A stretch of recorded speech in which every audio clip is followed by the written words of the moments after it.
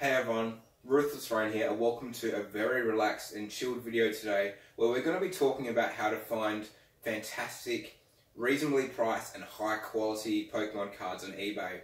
Finding cards on eBay is something I've got asked about a fair bit, and I have to be honest, it's something that's probably harder to do than it seems. Every time people seem to go on eBay, they struggle to find nice Pokemon cards that are reasonably priced. And today I'm going to talk about 4 tips which I've found over time have helped me find some really good cards. To start off with, the reason why it's probably hard to find Pokemon cards on eBay that are really nice quality and a reasonable price is because there's a lot of Pokemon collectors out there. It's fantastic that Pokemon's getting so much interest in the market, but it means a lot of people are starting to grade cards and there's a lot of people out there buying cards all the time. That means that to find the good quality cards for yourself, it is getting harder.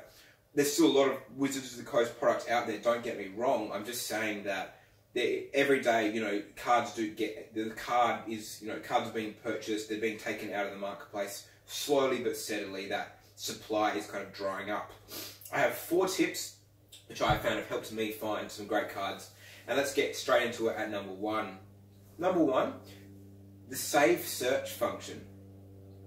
If you go to eBay.com at the top and you type in the card you're looking for, let's say for example, like this Brock's Ninetales just here. Brock's Ninetales First Edition. Fantastic card. Now it's quite a specific card, so if you wanted to every day log in into eBay search for this, it becomes quite a tiresome process, typing that in and searching to see if any new ones have come up.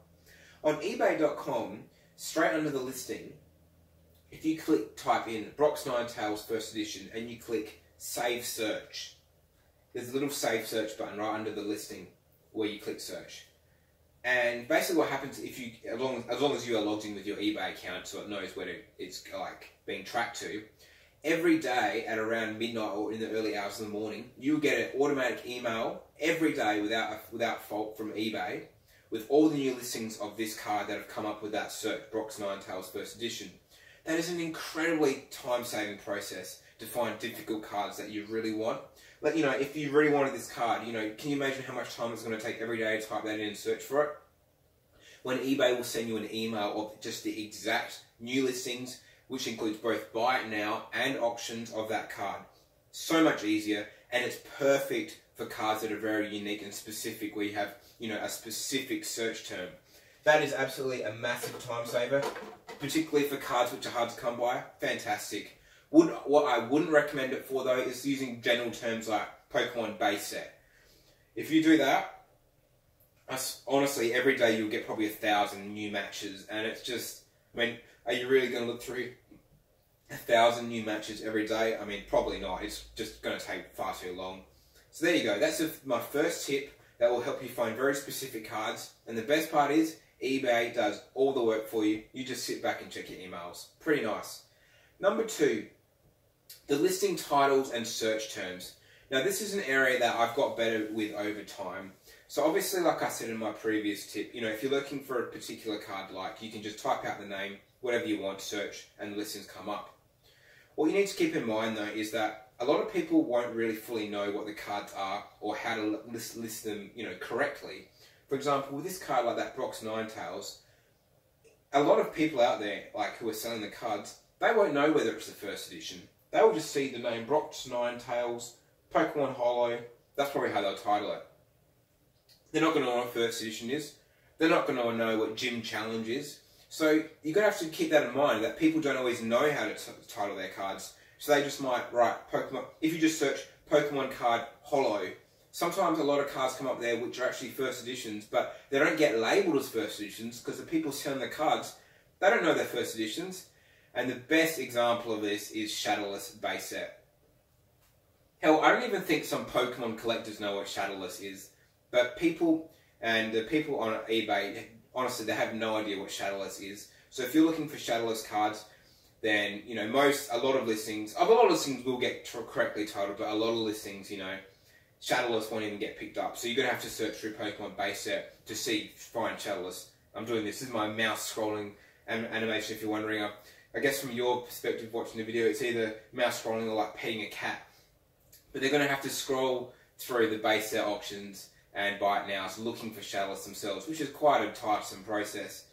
So basically the terminology, just being, my favourite search myself is Pokemon First Edition, with the first being the 1 ST, mainly because that matches the one on the actual First Edition logo. That's how I found most of my cards. I don't normally drill it down too much more than that, mainly because the more you drill it down, you start heading down a very narrow pathway of a search listing. So that's what I've found has been most useful for me. And yeah, if you just type in Pokemon card, and leave it at that, you'll find a lot of listings which normally wouldn't get picked up just because people have labelled it as such. So sometimes, if you're watching a movie or a TV show, just pull up your phone or laptop and just search through the Pokemon card listings. You will find there will be a lot of listings in there which are actually pretty cool cards which aren't getting labelled correctly because they don't know what they're looking at. So that's number 2. It's probably something which people kind of know in their heads, but it's just to point out that, you know, not all listings are labelled correctly. Sometimes you have to search through to find the cards you want. But the thing is because not everyone has the time or patience to search through them. If you find a card, for example, a listing and it's First Edition, and, you know, other people haven't bothered to look through those normal listings, you have that first chance to purchase the card. You have the chance to watch the auction and potentially snipe it. You could potentially get a good quality card for a good price. Number 3 on my tips is one of my favourites. It's something actually I don't think many people do, but I've always found it very, just good for finding good deals, is sorting listing results by newly listed. When you do a search result on eBay, you can go sort by, there's all sorts of functions, you know, price, low to high, etc. Sort by newly listed. When you search by newly listed, you know, surprise, surprise, you're going to get all the newly listed options by, you know, the newest will be on top. Now, the reason why I find the newly listed quite a good way of finding cards is because you have that first chance looking at the cards most of the time before other people have. So you can look at the listing before anyone else has and says, you know, once you understand how much cards are worth and what we're willing to pay, is this a good auction or is this a good buy it now? If it's an auction, do I want to watch it? If it's a buy it now, do I just want to buy it right now, take it off the market? Like this box 9 tails, this is a really good price. I'm just going to buy that right now, take it out of the market. It's a good chance to do that, and by the time those auctions or listings end, you know, they've been viewed hundreds of times, if not thousands, on the popular cards. So that doing the newly listed, you have a chance to have a quick look before everyone else. It's probably more useful for buy it now, being that you can actually take the card off straight away with using the buy it now function. With the auctions though, you know what I mean, by the time the auction ends, everyone else would have seen it. But it is still useful, and I have found it personally very good for finding some good quality cards which I've graded. So there you go. Number 4, auction sniping. There are a few tools out there for it. I don't mind auction sniping. I don't do it that often because I don't actually bid on auctions that much. I find auctions actually tend to go too expensive. I think people's egos come into play and they're like, no, I'm going to pay this much. I want to win this auction. It's my card. It's my product. But if you do want to win an auction, you can use a program which will basically bid at the last possible second, and that way you have the chance of sniping the auction, and when your bid goes in, because you're literally bidding at the last second, people won't have a chance to say, oh, I'll bid high, like, because I really want it and I've just realised I've been outbid. It's like, no, the auction's just finished. Unless you're literally a robot, you're not going to be able to bid that quickly. So I would use that if, you know, you're looking for an auction of a card you really want. And I think it's perfectly ethical, being that eBay is an auction site. It is literally inherently about bidding and putting an auction price in, so there's nothing wrong about bidding at the last second. Where does it say, you know, in the eBay terms or in the marketplace that you can't bid at the last second? Like, of course you can. You can bid in whatever. You can bid at the first second of the auction, you can bid at the last second, you can bid in the middle, you bid wherever you want. It doesn't matter. So eBay sniping, use a tool, or do it at the last second if your internet's good. I am in Australia and my internet's okay, but I don't trust it, so I use a tool. So yeah, those are my tips, guys. Hope you've enjoyed them. I guess the overlying factor here is that just understand that, I guess, when you're looking for Pokemon cards on eBay, you should kind of be enjoying the process. It shouldn't be like, I can't find a card, this is terrible. Like, if that's how you're searching on eBay, like, just honestly do something else, because I actually personally find scrolling on eBay really exciting and fun. I sit there in the morning with a cup of coffee or in the afternoon a cup of tea, just scroll through, looking at cards, seeing if I can find a bargain, and honestly, more often than not, I do find good quality cards and I buy them. They come in the mail. I open them in my Pokemon Mail episode, which I share with everyone on YouTube here. And then I send them into PSA and hopefully get a good grade. It's just a really fun process, and just buying cards over time every now and then, it really brings back the nostalgia, and it's a good way to do it. Just enjoy the process of searching and finding those top quality cards.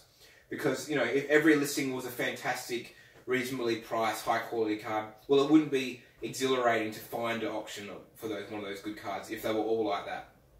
That's all I can say. Hope those tips have helped. Let me know what you think of my tips. Do you have any tips yourself that you think are also useful and I could potentially put in future videos? Let me know, guys. Any questions about anything? Happy to hear it. Be very excited to hear about it. Just quickly, this is a frame I've made up today. It's a poster of the original 151 Pokemon. If anyone wants the link for the poster, let me know. The poster's only $8. It's not. I'm not selling it. I'm not being biased. It's literally someone else selling it, but I just personally thought that was a good price. I put it in an IKEA frame, and I think that looks fantastic. I have like a little Pokemon collection here. The poster, some boxes, and a PSA and a DS game. Fun little collection for the study room. So yeah, I'm pretty happy with that. Thanks again, guys. Any questions, let me know. Please subscribe. By subscribing, you get all future videos and you can keep up to date with my Pokemon videos. Take it easy, enjoy whatever you're up to, and I'll catch you next time. Cheers.